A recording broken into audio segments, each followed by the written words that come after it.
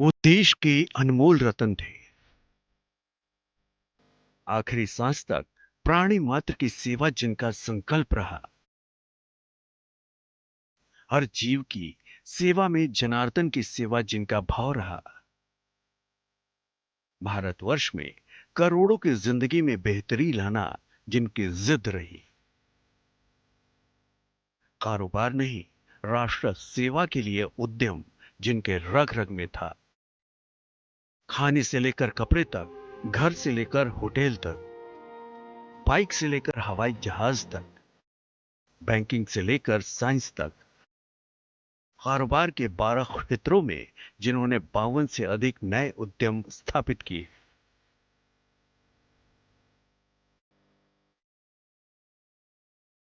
छियासी साल की उम्र में भारत के वो अनमोल रतन नहीं रहे। बुधवार की देर रात मुंबई के ब्रीच कैंडी अस्पताल में जब रतन टाटा का पार्थिव शरीर कोलाबा में उनके आवास पर पहुंचा, तो मुंबई पुलिस के बैंड ने भारत के इस अनमोल रतन को श्रद्धांजलि दी।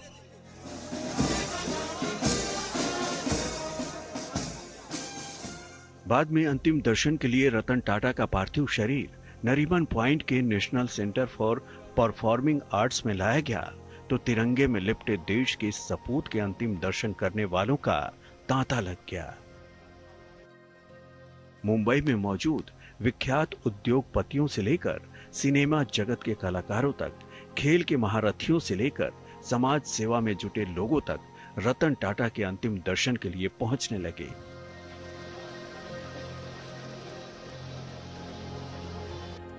रतन टाटा के अंतिम दर्शन करने के लिए बड़ी संख्या में मुंबईकर भी पहुंच रहे हैं।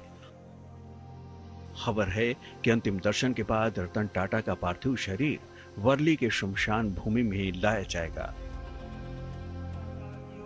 वहां प्रेयर हॉल में करीब 45 मिनट तक प्रार्थना की जाएगी। पारसी समुदाय के रीति रिवाजों के मुताबिक प्रार्थना हॉल में गेह सारणु का पाठ किया जाएगा। शांति प्रार्थना पूरी होने के बाद रतन टाटा को इलेक्ट्रिक शवदाह में दाह संस्कार के लिए रखा जाएगा। आज तक ब्यूरो। विद्या मेरी सहयोगी इस वक्त तमाम जानकारी के साथ जुड़ गए हैं। विद्या, एनसीपी लॉन्स में किन किन शख्सियतों की इस वक्त मौजूदगी है श्रद्धांजलि देने के लिए, क्या देख पा रही हैं आप? जी देखिए, तकरीबन आप समझ लीजिए कि हर जो मीडिया जो कॉर्पोरेट जगत है उसके कई सारे लोग यहाँ पर आए हैं।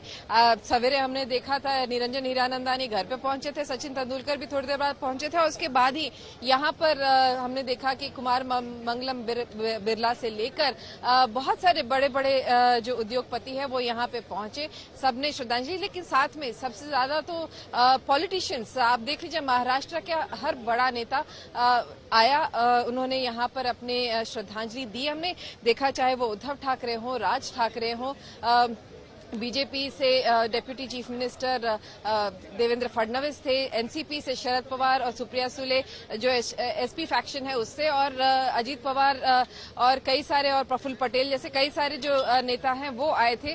तो पॉलिटिशियंस सबसे ज्यादा यहाँ पे दिखे जिन्होंने होड़ लगाई थी यहाँ पर आके श्रद्धांजलि देने के लिए। लेकिन साथ ही कॉर्पोरेट जगत से भी बहुत सारे लोग आए थे। अंबानी, ईशा अंबानी उनके पति अभी थोड़ी देर पहले ही आके यहाँ से गए हैं। तो एक के बाद एक जो है तांता लगा ही हुआ है। और साथ ही अगर आप याद रखें तो अभी थोड़ा और समय है, तकरीबन 3:30 बजे के बाद बताया जा रहा है कि यहाँ से जो पार्थिव शरीर है उसको अंतिम यात्रा जो है वो कोस्टल रोड से होते हुए सीधे वर्ली पहुंचेगा, और वहां पर जो अंतिम विदाई है वो दी जाएगी। अंत्येष्टि जो है जो पूरी पारसी जो कस्टम्स है उसके अनुसार किया जाएगा।